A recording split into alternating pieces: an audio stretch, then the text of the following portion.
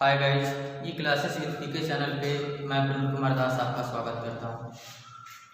देखिए दोस्तों, आज हम सभी पढ़ेंगे सृजनात्मक बालक, जिसको हम कहते हैं क्रिएटिव चिल्ड्रेन। और ये सृजनात्मक बालक हमारे बीटीसी के पाठ्यक्रम में या टेट सीटेट सुपर टेट वगैरह में बहुत ही अहम विषय रखता है। देखिए, सृजनात्मक का मतलब होता क्या है? सृजनात्मक का मतलब होता है नवीनता। सृजनात्मक का मतलब होता है मौलिकता या नवीन उत्पाद कह सकते हैं। देखिए, जैसे कि ये मार्कर, ये मान लीजिए ये क्या है, एक मार्कर। ये जो मार्केट में आई और सबसे ये पहला प्रोडक्ट है, तो इसको और इसका पहली बार यूज किया जा रहा है, इसे हम कहेंगे मौलिक। उसी तरीके से ये सृजनात्मकता भी होती है।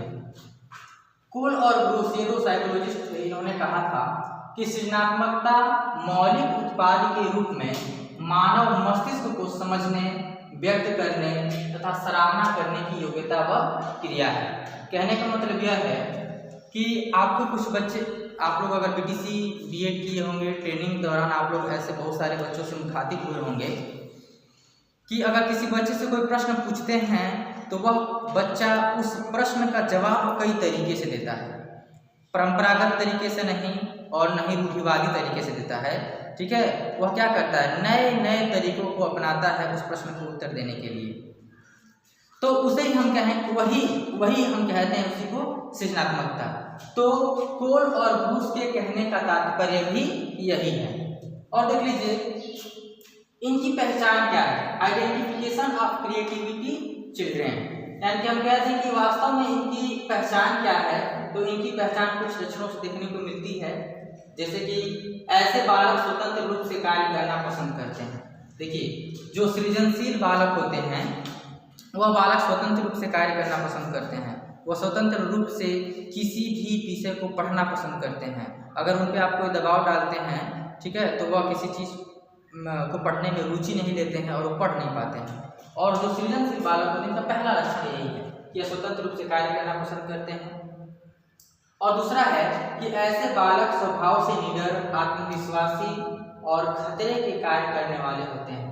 देखिए, ये जो बालक, जो सृजनशील बालक हैं, जिनके अंदर क्रिएटिव पाया जाता है, सृजनात्मकता पाया जाता है, वह बालक स्वभाव से क्या होते हैं, निडर होते हैं, वह डरते नहीं हैं और आत्मविश्वासी होते हैं और खतरे के कार्य करने वाले होते हैं। कह सकते हैं कि अगर उनको दिन भर अगर अंग्रेजी पढ़ने का मन करता है किसी अंग्रेजी विषय के अध्यापक के द्वारा, तो वह कोशिश करेंगे कि बस केवल उसी अध्यापक से हम अंग्रेजी ही पढ़ें। ठीक है, और एक बात और, जो विषय उन्हें पसंद रहता है उस विषय में सबसे ज़्यादा पढ़ने की रुचि रखते हैं। ठीक है, और अपने आत्मविश्वास जैसे कि खोजी प्रवृत्ति उनके अंदर होती है। वो चाहते हैं कि किसी भी चीज़ का क्या क्या उत्तर हो सकता है, वह कहाँ से वो कनेक्टेड है। यानी कि हम उसको कहते हैं कि खोजी प्रवृत्ति के होते हैं, आत्मविश्वासी होते हैं, उनके अंदर जिज्ञासा कभी न समाप्त होने वाली प्रक्रिया होती है। और तीसरा है कि ऐसे बालक परंपरागत मान्यताओं पर विश्वास नहीं रखते हैं। ऐसे जो बालक हैं वह परंपरागत मान्यताओं का मतलब ये होता है कि रूढ़िवादी मान्यता, कहने का मतलब यह है जो मान्यताएं पुराने तौर तरीके से चलती आई हैं, ठीक है, उस चीज़ को ये मानते नहीं हैं। आज देख लीजिए कि अगर आपको अभी देख लीजिए तमाम प्रकार की नई नई बीमारियां उत्पन्न हो रही हैं, तमाम प्रकार की बीमारियों के नए नए वैक्सीन, नई नई दवाइयाँ, तमाम प्रकार की चीज़ें आ रही हैं। ठीक है, पहले के ज़माने में अगर मान लीजिए पुरानी बीमारी होती थी तो उसका आप क्या करेंगे?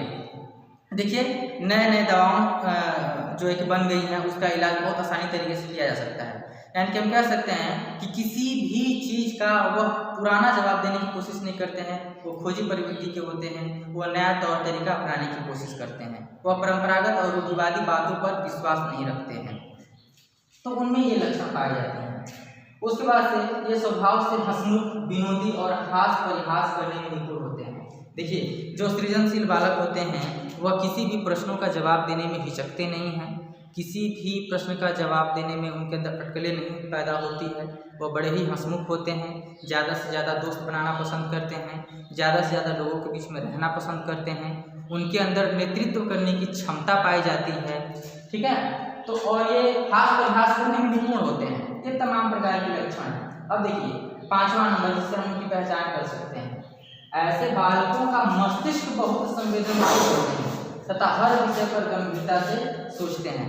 ऐसा नहीं है कि कोई भी एक विषय उनके सामने या कोई एक प्रश्न रखा जाए तो उस प्रश्न का जवाब पुराने तरीके से देते हैं। उस चीज पे, उस विषय पे वो क्या करते हैं, बड़े गंभीरता से ही सोचते हैं और वो बड़े ही संवेदनशील होते हैं। जैसे कि किसी प्रश्न का जवाब वो देखेंगे कि कहीं वो चित्रात्मक तरीके से उसका उत्तर मिल जाए, ठीक है, कहीं कोई वृत्तीय परीक्षण तरीके से कोई उसका जवाब या कोई उत्तर मिल जाए, ठीक है। तमाम प्रकार की खोजी प्रवृत्तियां उनके अंदर पाई जाती हैं, ठीक है। वो बड़े ही संवेदनशील होते हैं किसी प्रश्न का जवाब देने में या कुछ उनसे अगर पूछा जाता है तो, और किसी भी विषय से बड़े गंभीरता से वो अध्ययन करते हैं, सोचते हैं और उनमें तर्क की क्षमता प्रधान होती है। अब है 6वां नंबर कि ये प्रत्यक्षीकरण करने में विश्वास रखते हैं। ऐसा नहीं है कि उन बच्चे को कुछ भी कह दिया जाए तो बच्चे मान ले, नहीं, वह बच्चे प्रत्यक्षीकरण करने पे विश्वास रखते हैं। यानी कि डायरेक्टली उस बच्चे को अगर कुछ हम दिखाते हैं और बताते हैं कि देखिए ये, जैसे मान लीजिए कोई मशीन है, उसका हम नट बोल्ट खोल के दिखा रहे हैं, नट बोल्ट खोल करके फिर उसको जोड़ रहे हैं, ठीक है, और उसके बारे में बता रहे हैं, यानी कि हम उसको क्या कह रहे हैं, प्रत्यक्ष रूप से प्रमाण दे रहे हैं, ठीक है। तो बच्चा क्या करता है, उस प्रत्यक्षीकरण पे विश्वास रखता है। ऐसा नहीं है कि किसी भी प्रश्न का जवाब हम हवाई में दे दें तो बच्चा मान लेगा, नहीं, वो कहता है कि जरा इसको प्रूव करके दिखाइए, ठीक है। तो अगर प्रत्यक्षीकरण होता है तो बहुत ही बेहतर होता है। तो ऐसे बच्चे, ठीक है, ये परंपरागत मान्यता नहीं रखते हैं, ये प्रत्यक्षीकरण पे विश्वास रखते हैं। जो उनके सामने होता है वही उस पर सबसे ज्यादा भरोसा करते हैं।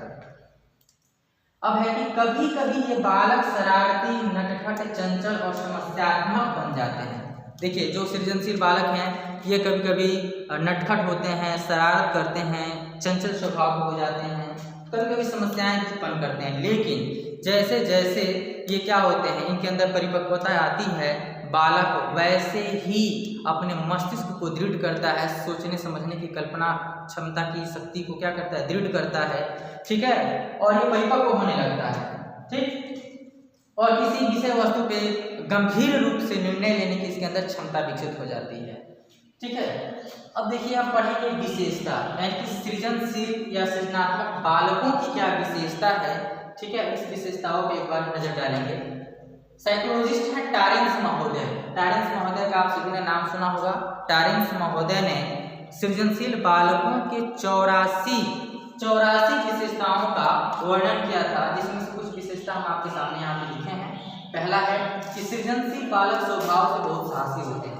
ये बालक बड़े ही साहसी होते हैं, ठीक है। किसी भी कार्य को करने के लिए या किसी विषय पर गंभीरता से सोचने के लिए इन पे अगर कोई दबाव न डाला जाए तो ये बड़े ही साहस और धैर्य के साथ काम लेते हैं, ठीक है। और देख लीजिए, दूसरा है कि ये स्वभाव से खोजी प्रवृत्ति के होते हैं, इनके अंदर जिज्ञासा होती है और इनकी जिज्ञासा कभी समाप्त नहीं होती है, ठीक है। यानी हम कह सकते हैं कि अगर कोई प्रश्न का जवाब इनसे पूछ दिया तो बच्चे उसका उत्तर खोजते रहते हैं, कई तरीके से खोजते हैं कि कहीं इसका कुछ और भी अलग से उत्तर मिल जाए, ठीक है। और उस प्रश्न का जवाब देने में कोई कोताही नहीं बरतते, कुछ नए शब्दों का उसमें सम्मिश्रण करते हैं। तो अध्यापक भी क्या करता है, जब इन सभी चीज़ों को सुनता है तो समझता है, सोचने लगता है, समझने लगता है कि ये बच्चों के पास ये नए नए शब्द कहाँ से आ गए, ठीक है। इसी को हम कहते हैं मौलिकता, सृजनात्मकता। और इनके अंदर जिज्ञासा कभी समाप्त नहीं होती है, किसी भी चीज़ के प्रति जिज्ञासा और ही बढ़ती जाती है, जिज्ञासा की तृप्ति जल्दी नहीं होती है। उसके बाद से तीसरा है कि स्वतः अनुशासित रहते हैं और इनकी आकांक्षाएं बहुत ही ऊंची होती है, ठीक है। देखिए, जो बच्चे सृजनशील बालक हैं ये स्वतः अनुशासित होते हैं, ये स्वतः ही क्या करते हैं, नियमों का पालन करने की कोशिश करते हैं, ठीक है, उटपटांग कोई कार्य नहीं करते हैं। और इनकी जो आकांक्षाएं होती हैं, इनकी जो इच्छाएं होती है वो बहुत ही क्या होती है, दृढ़ होती है, बहुत ही ऊंची होती है और संयमित होती है, ठीक है। चौथा है कि ऐसे बालकों में समायोजी प्रवृत्ति पाई जाती है। ऐसे बालकों में समायोजी प्रवृत्ति का मतलब ये होता है कि कहीं भी किसी भी वक्त अपने आप को क्या करना, उसके अनुकूल परिस्थितियों में ढाल लेना, ठीक है। इसे हम कहते हैं समायोजी प्रवृत्ति, ठीक है। तो ऐसे बालकों में क्या होती है, समायोजी प्रवृत्ति पाई जाती है। जैसे कि कभी कभी देखिएगा कि जो बच्चा कक्षा 1 से 5 तक पढ़ा है, ठीक है, और उसको अगर हम फिर अब उसको 6 में एडमिशन हमने करा दिया, लेकिन पुनः अगर 5 में अगर उसको हम बैठा दिए तो बच्चा ऐसा नहीं है कि 5 के विषय को पढ़ा है और वही अध्यापक पढ़ा रहा होता है, तो अगर उसे 5 का कोई भी सवाल किया जाता है तो कोशिश करेगा कि हम इसको और भी बेहतर तरीके से जवाब दें, पहली बात। और दूसरी बात यह है कि वह बच्चा सोचेगा कि हम कक्षा 5 में हमने जो भी कुछ पढ़ा है हो सके कुछ और भी अलग तरीके से सुनने को समझने को मिल जाए, तो बड़ा ही इंटरेस्ट लेता है। ठीक है, तो ये क्या करता है, अपने आप को उसमें समायोजित करता है। नेक्स्ट है कि ऐसे बालक स्वतंत्रता पसंद करते हैं तथा इनके विचारों और व्यवहार में क्या होती है, स्वतंत्रता होती है।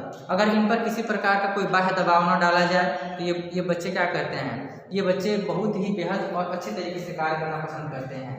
ठीक है, और इनको चाहिए क्या, इनको चाहिए स्वतंत्रता। अगर स्वतंत्रता इनको नहीं मिलती है तो यह किसी कार्य के प्रति क्या हो जाएंगे, उत्तरदायित्व तो नहीं निभा पाएंगे।